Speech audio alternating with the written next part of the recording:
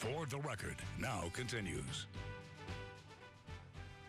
Welcome back. Earlier this week, President Trump sat down with Russia's President Vladimir Putin, sparking some strong responses from both parties after what many are calling an unforgettable news conference that followed. And Americans are responding after the president announced his nominee for Supreme Court Justice. These are all things to talk about this morning with Democratic political consultant Kevin Perkins and Rock Island County Republican Party Chair Drew Milke. Thank you both for being here today. Thank you.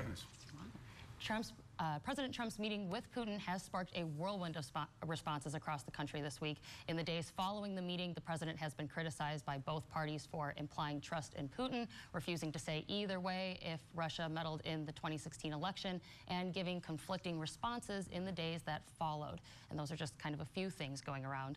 And now the latest development is that there's discussion underway for Trump to invite Putin to Washington in the fall. So I guess, what were your takeaways from the meeting, and what do you think it means for the country?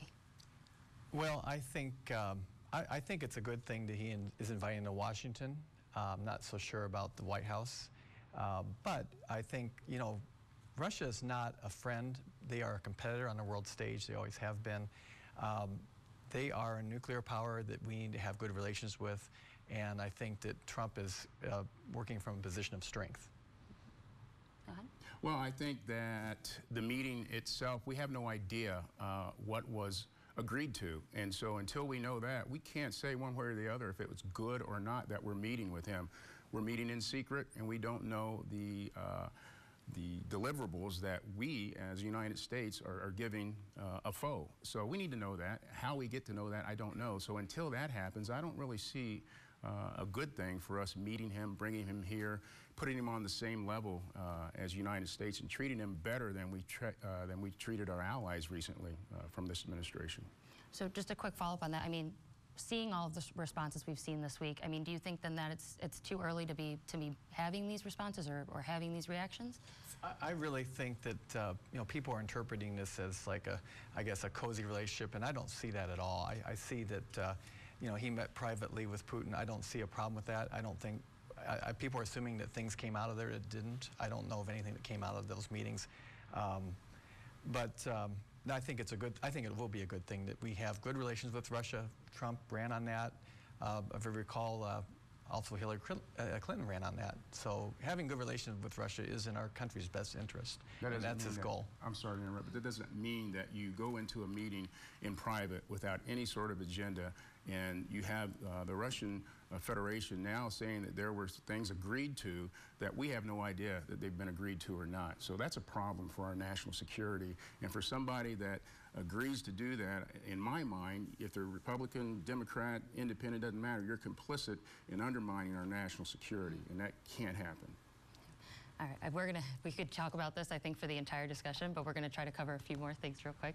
So what do you okay, well, we actually talked about this already, about Putin being invited to the White House, and that's not the only thing that's kind of a hot button issue right now. We're also talking about President's nominee for Supreme Court Justice, Brett Kavanaugh, and the conservative pick has raised some concerns about the U.S. over the fate of major issues, including gay rights, abortion rights, and the death penalty, just to name a few.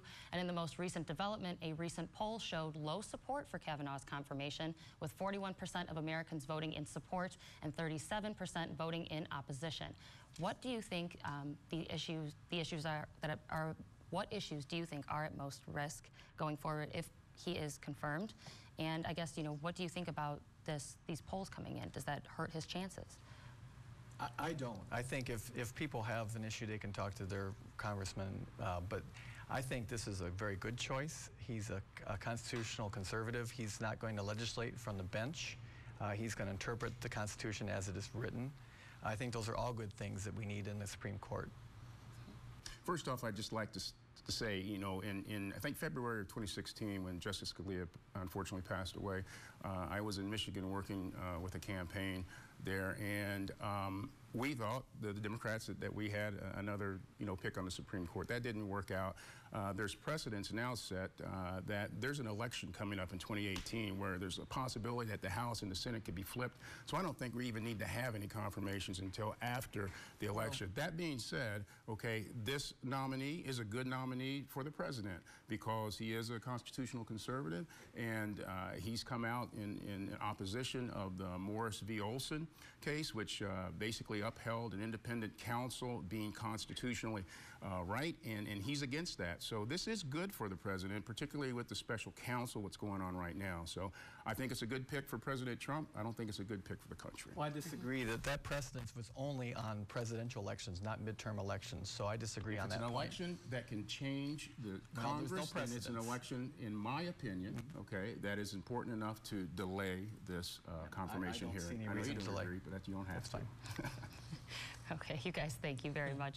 And we're kind of shifting gears a little bit here, but the latest development in the U.S. trade war has created fear within the automobile industry. President Trump is considering a 20 to 25% tariff on foreign cars and their parts, sparking concerns over increased costs, delay in innovation, and thousands of layoffs in American jobs. And here at home, a new study shows that it could raise the cost of a new car in the U.S. by thousands of dollars. And while some in the industry say they would like to see something done to improve trade, many say this isn't the answer. What do you guys think about this proposed tariff, I guess, in the latest of proposed tariffs? My immediate concerns are right here in the Quad Cities, being the local chairman and also elected official here in the Quad Cities. I'm concerned about what are the implications for farm implements, what are the implications for our ag industry, our farmers, our trade with China.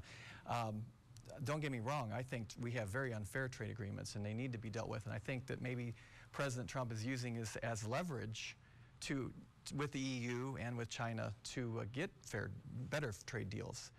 It's not a level playing field. It hasn't been in years.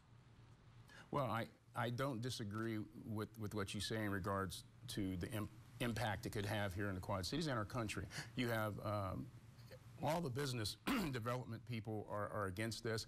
If you look at the like the steel and the aluminum tariffs, which are nothing more than taxes on things coming into this country, that has already had a negative impact. I know of a company in Missouri that has to shut down. They make nails, and the cost of their product, is too high. They're going to have to shut down.